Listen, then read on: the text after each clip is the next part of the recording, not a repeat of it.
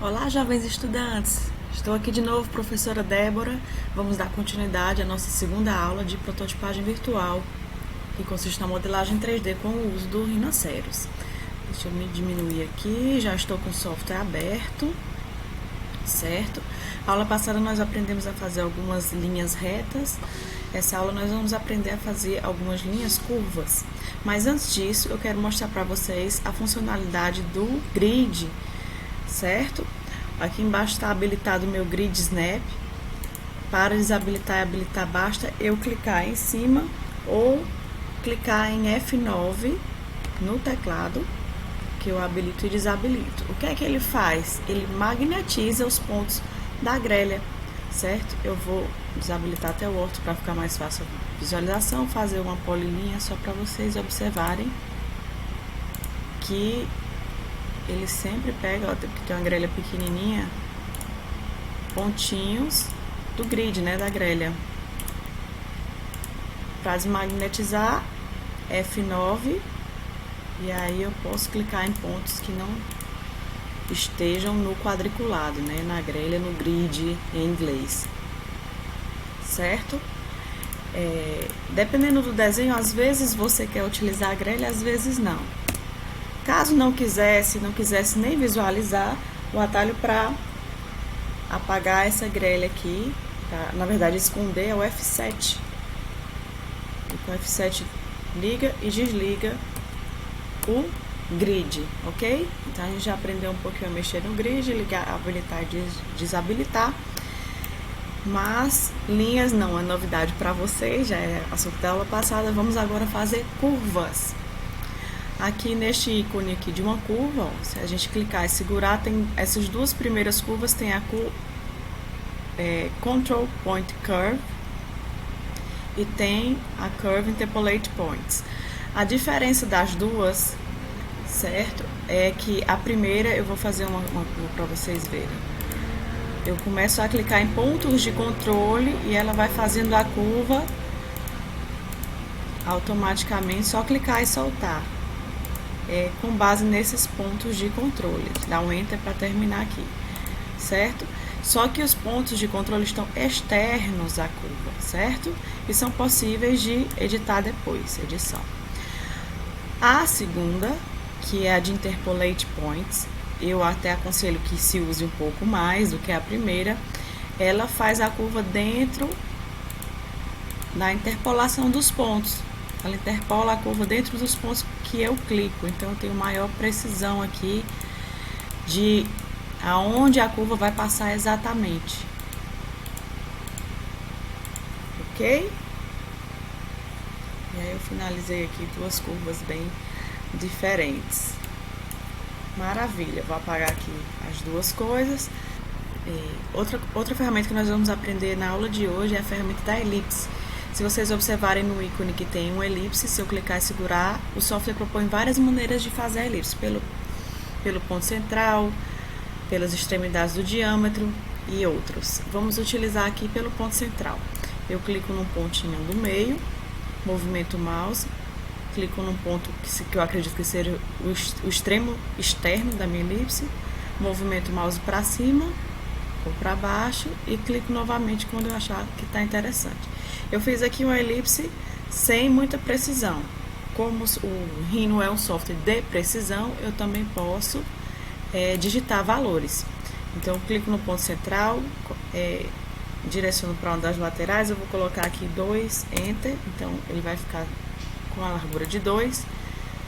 Vou colocar para cima ou para baixo, 3, Enter, pronto. E aí eu tenho uma forma oval com as dimensões que eu gostaria que tivesse. Eu vou apagar essa daqui e manter só a segunda, colocar nas 4 vistas agora, certo? Aqui a gente está vendo a vista de topo, a vista frontal, a perspectiva e a vista à direita. Lembrando que eu estou movimentando o zoom apenas com a barra de rolagem do meu mouse, certo? Vou fazer uma revisãozinha da aula passada.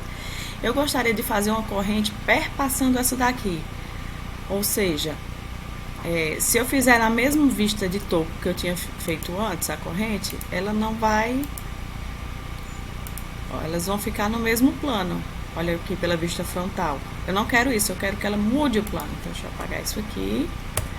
E eu vou fazer outra elipse, clicando pelo ponto central dela. Eu imagino que esteja mais ou menos aqui, no extremo mesmo. Pra dentro. E aqui que está o segredo. Em vez de eu clicar no terceiro ponto na vista de topo, eu vou movimentar o meu mouse para a vista frontal, certo? E clicar o meu terceiro ponto na vista frontal. Ou seja, repare aqui na minha perspectiva, vou fazer uma rotacionadazinha, e vocês vão ver que elas estão entrelaçadas como uma corrente agora, certo? Eu posso até movimentar, eu vou só clicar em cima e arrastar, mas existem outras ferramentas de mover, tá? Está aqui, eu já trabalhando na terceira dimensão. Reparem a vista frontal, a vista da direita e a vista de topo, como elas ficaram diferentes. Para ficar mais interessante aqui a nossa visualização, nós vamos aprender mais um comando hoje, certo?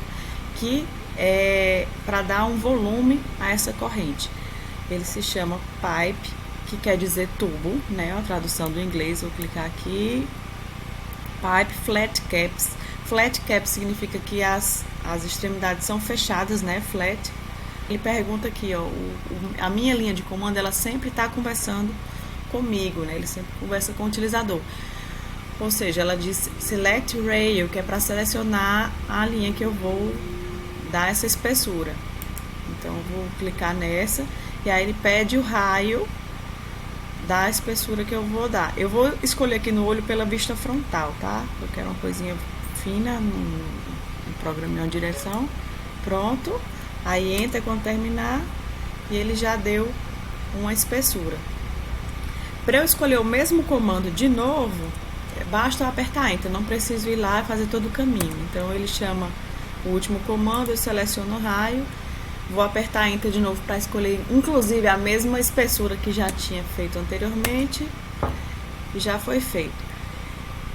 A gente está nessa visualização aqui de grade, né? Mas para ficar mais interessante a visualização, olha, tanto na perspectiva, no topo, frontal e à direita tem uma setinha que aponta para baixo. Se a gente clicar, ele vai mostrar opções de visualização, né? Tá em wireframe, que é nessa visualização que vocês já estão vendo agora, e eu vou apertar aqui shaded, que é uma visualização preenchida.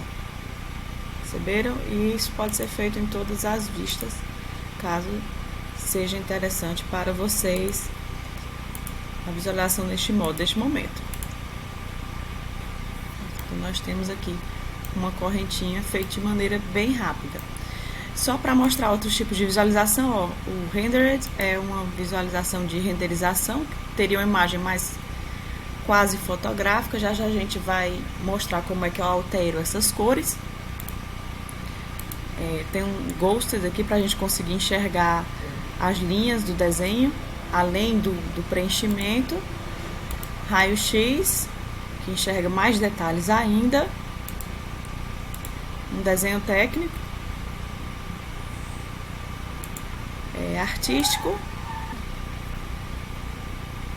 Artístico, que fica realmente parecendo um desenho feito no papel, né, com grafite.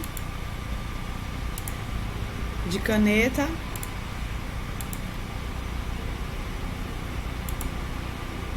Ártico e tracejado, certo? E vai fazer, demora um pouco mais esse último. Quem tiver com software um pouco lento, não recomendo fazer isso agora. Ele vai estar renderizando aí. 9, 10, vai demorar um pouquinho. Então eu vou voltar aqui para o shaded, porque é suficiente. Quanto mais simples a visualização, mais rápido o software vai rodar. Ou seja, aconselho a fazer renderizações e coloridos apenas no final do projeto, ok? Vamos aprender mais um comando agora. Eu vou colocar aqui na vista de topo, vou fazer aquela curva que eu já ensinei para vocês aqui, passando por essa corrente, dá aqui uma gracinha, e nós vamos multiplicar essa corrente ao redor dessa linha que eu acabei de criar. Antes disso, eu quero só ter uma noção aqui desse tamanho. Eu vou ver aqui o tamanho dessas correntes aqui, ó. Tá mais ou menos de 9, 10 milímetros, tá? Vou apagar isso. Então vamos lá, aqui embaixo, ó, onde tem esses muitos quadradinhos, tem o comando chamado Array Along Curve. Eu posso digitar isso lá em cima também, tá?